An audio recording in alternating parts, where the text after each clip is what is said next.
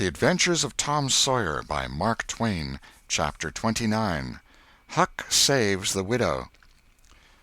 The first thing Tom heard on Friday morning was a glad piece of news. Judge Thatcher's family had come back to town the night before. Both Injun Joe and the treasure sank into secondary importance for a moment, and Becky took the chief place in the boy's interest. He saw her, and they had an exhausting good time playing high spy and gully keeper with a crowd of their schoolmates. The day was completed and crowned in a peculiarly satisfactory way. Becky teased her mother to appoint the next day for the long-promised and long-delayed picnic, and she consented. The child's delight was boundless, and Tom's not more moderate. The invitations were sent out before sunset, and straightway the young folks of the village were thrown into a fever of preparation and pleasurable anticipation. Tom's excitement enabled him to keep awake until a pretty late hour, and he had good hopes of hearing Huck's mow and of having his treasure to astonish Becky and the picnickers with next day. But he was disappointed. No signal came that night. Morning came eventually, and by 10 or 11 o'clock a giddy and rollicking company were gathered at Judge Thatcher's, and everything was ready for a start. It was not the custom for elderly people to mar picnics with their presence. The children were considered safe enough under the wings of a few young ladies of 18 and a few young gentlemen of 23 or thereabouts. The old steam ferry-boat was chartered for the occasion. Presently the gay throng filed up the main street laden with provision baskets. Sid was sick and had to miss the fun. Mary remained at home to entertain him. The last thing Mrs. Thatcher said to Becky was, "You'll not get back till late. Perhaps you'd better stay all night with some of the girls that live near the ferry landing, child." "Then I'll stay with Susie Harper, Mama." "Very well. And mind and behave yourself, and don't be any trouble." Presently, as they tripped along, Tom said to Becky, "Say, I'll tell you what we'll do. Instead of going to Joe Harper's, we'll climb right up the hill and stop at the Widow Douglas's. She'll have ice cream. She has it most every day. Dead loads of it. And she'll be awful glad to have us." "Oh, that will be fun." Then Becky reflected a moment and said, "But what will Mama say?" "Well, how she'll ever know." The girl turned the idea over in her mind and said reluctantly, "I reckon it's wrong, but—" "But shucks, your mother won't know, and so what's the harm? All she wants is that you'll be safe, and I bet you she'd have said go there if she'd 'a' thought about it. I know she would." The Widow Douglas's splendid hospitality was a tempting bait. It and Tom's persuasions presently carried the day, so it was decided to say nothing to anybody about the night's program. Presently it occurred to Tom that maybe Huck might come in this very night and give the signal. The thought took a deal of the spirit out of his anticipation. Still, he could not bear to give up the fun at Widow Douglas's. And why should he give it up, he reasoned. The signal did not come the night before, so why should it be any more likely to come tonight? The sure fun of the evening outweighed the uncertain treasure, and, boylike, he determined to yield to the stronger inclination and not allow himself to think of the box of money another time that day. 3 miles below town the ferry-boat stopped at the mouth of the woody hollow and tied up. The crowd swarmed ashore, and soon the forest distances and craggy heights echoed far and near with shoutings and laughter. All the different ways of getting hot and tired were gone through with, and by the rovers straggled back to camp, fortified with responsible appetites, and then the destruction of the good things began. After the feast there was a refreshing season of rest and chat in the shade of spreading oaks. By and by somebody shouted, "Who's ready for the cave?" Everybody was. Bundles of candles were procured, and straightway there was a general scamper up the hill. The mouth of the cave was up the hillside, an opening shaped like a letter A. Its massive oaken door stood unbarred. Within was a small chamber, chilly as an ice-house, and walled by nature with solid limestone that was dewy with a cold sweat. It was romantic and mysterious to stand here in the deep gloom and look out upon the green valley shining in the sun. But the impressiveness of the situation quickly wore off, and the romping began again. The moment a candle was lighted there was a general rush upon the owner of it. A struggle and a gallant defense followed, but the candle was soon knocked down or blown out, and then there was a glad clamor of laughter and a new chase. But all things have an end. By and by the procession went filing down the steep descent of the main avenue, the flickering rank of lights dimly revealing the lofty walls of rock almost to their point of junction 60 feet overhead. This main avenue was not more than 8 or 10 feet wide. Every few steps other lofty and still narrower crevices branched from it on either hand, for McDougal's cave was but a vast labyrinth of crooked aisles that ran into each other and out again and led nowhere. It was said that one might wander days and nights together through its intricate tangle of rifts and chasms and never find the end of the cave, and that he might go down and still down into the earth, and it was just the same, labyrinth underneath labyrinth, and no end to any of them. No man knew the cave. That was an impossible thing. Most of the young men knew a portion of it, and it was not customary to venture much beyond this known portion. Tom Sawyer knew as much of the cave as anyone. The procession moved along the main avenue some 3/4 of a mile, then groups and couples began to slip aside into branch avenues, fly along the dismal corridors, and take each other by surprise at points where the corridors joined again. Parties were able to elude each other for the space of half an hour without going beyond the known ground.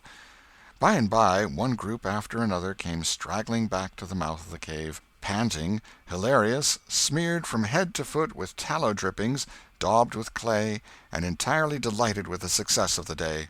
Then they were astonished to find that they had been taking no note of time, and that night was about at hand. The clanging bell had been calling for half an hour. However, this sort of close to the day's adventures was romantic and therefore satisfactory.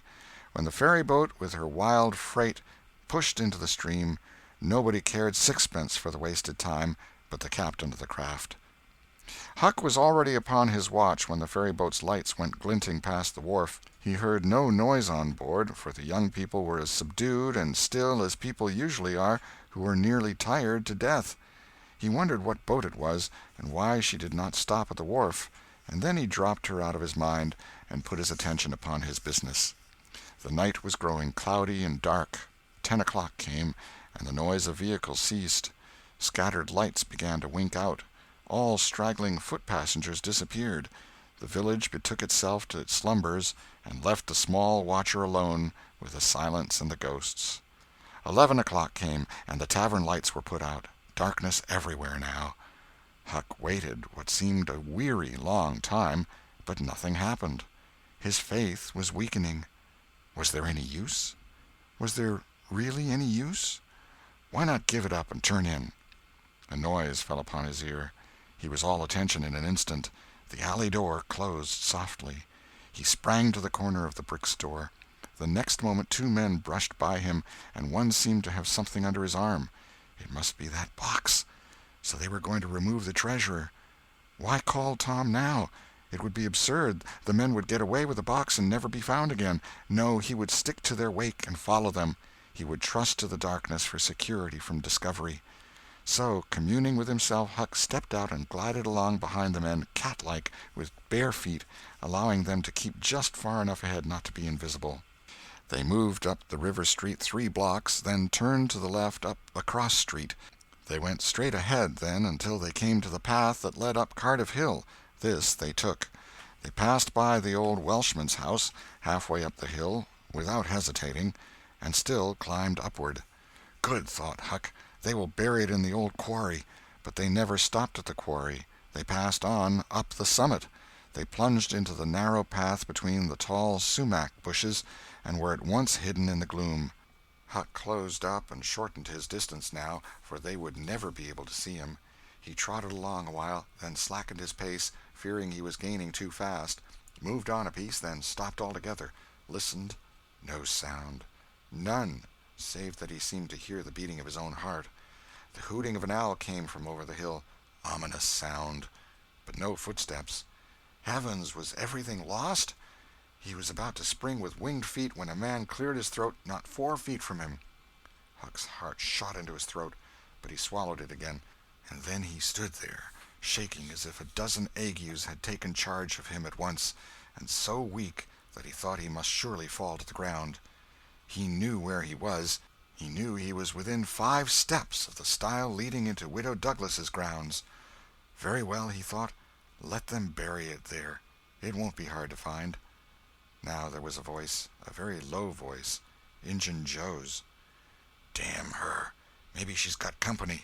There's lights, late as it is. I can't see any. This was that stranger's voice, the stranger of the haunted house. A deadly chill went to Huck's heart. This, then, was the revenge job. His thought was to fly. Then he remembered that the Widow Douglas had been kind to him more than once, and maybe these men were going to murder her. He wished he dared venture to warn her, but he knew he didn't dare. They might come and catch him. He thought all this and more in the moment that lapsed between the stranger's remark and Injun Joe's next, which was, "Because the bush is in your way. Now this way. Now you see, don't you?" "Yes. Well, there is company there, I reckon. Better give it up." "Give it up? And I just leaving this country forever? Give it up and maybe never have another chance? I tell you again, as I've told you before, I don't care for her swag. You may have it. But her husband was rough on me. Many times he was rough on me. And mainly he was the justice of the peace that jugged me for a vagrant. And that ain't all. It ain't a millionth part of it. He had me horsewhipped. Horsewhipped in front of the jail like a nigger, with all the town looking on. Horsewhipped, do you understand? He took advantage of me and died, but I'll take it out of her." "Oh, don't kill her. Don't do that." "Kill? Who said anything about killing? I would kill him if he were here, but not her. When you want to get revenge on a woman, you don't kill her. Bosh, you go for her looks. You slit her nostrils. You notch her ears like a sow." "By God, that's—" "Keep your opinion to yourself. It will be safest for you. I'll tie her to the bed. If she bleeds to death, is that my fault? I'll not cry if she does. My friend, you'll help in this thing, for my sake. That's why you're here. I mightn't be able alone. If you flinch, I'll kill you. Do you understand that? And if I have to kill you, I'll kill her, and then I reckon nobody'll ever know much about who done this business." "Well, if it's got to be done, let's get at it. The quicker the better. I'm all in a shiver." "Do it now? And company there? Look here, I'll get suspicious of you first thing you know. No, we'll wait till the lights are out. There's no hurry." Huck felt that a silence was going to ensue, a thing still more awful than any amount of murderous talk, so he held his breath and stepped gingerly back, planted his foot carefully and firmly, after balancing, one-legged, in a precarious way, and almost toppling over, first on one side and then on the other. He took another step back with the same elaboration and the same risks, then another and another, and a twig snapped under his foot. His breath stopped and he listened. There was no sound. The stillness was perfect. His gratitude was measureless.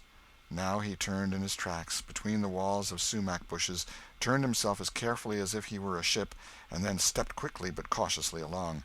When he emerged at the quarry he felt secure, and so he picked up his nimble heels and flew. Down, down he sped till he reached the Welshman's. He banged at the door, and presently the heads of the old man and his two stalwart sons were thrust from windows. "What's the row there? Who's banging? What do you want?"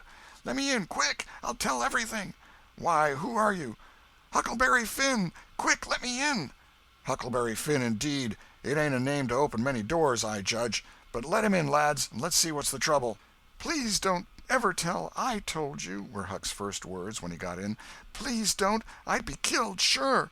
But the widow's been good friends to me sometimes, and I want to tell. I will tell if you'll promise you won't ever say it was me." "By George, he has got something to tell, or he wouldn't act so," exclaimed the old man. "Out with it, and nobody here'll ever tell, lad." 3 minutes later the old man and his sons, well armed, were up the hill and just entering the sumac path on tiptoe, their weapons in their hands. Huck accompanied them no farther. He hid behind a great boulder and fell to listening. There was a lagging, anxious silence, and then all of a sudden there was an explosion of firearms and a cry. Huck waited for no particulars. He sprang away and sped down the hill as fast as his legs could carry him. End of chapter 29.